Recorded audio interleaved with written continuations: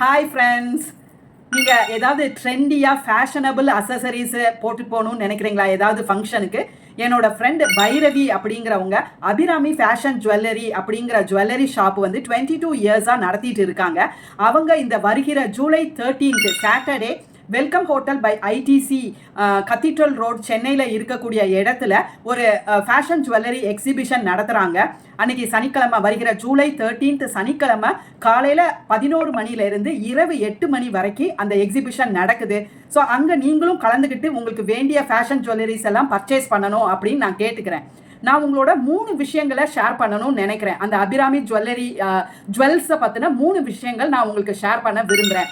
எனக்கு ஏன் அவங்களோட பைரவி அவங்களோட அபிராமி ஃபேஷன் ஜுவல்லரியில் இருக்கிற ஜுவல்ஸ் ரொம்ப பிடிக்கும் அப்படின்னா 3 விஷயங்கள். ஃபர்ஸ்ட் ஒன்று, அவங்க கிட்ட இருக்கிற கலெக்ஷன்ஸ் யூனிக், ட்ரெண்டி அண்ட் குவாலிட்டியான கலெக்ஷன்ஸ். நான் வாங்குற எல்லா ஜுவல்லரிஸுமே அவங்க கிட்ட இருந்து தான் நான் வாங்குறேன்.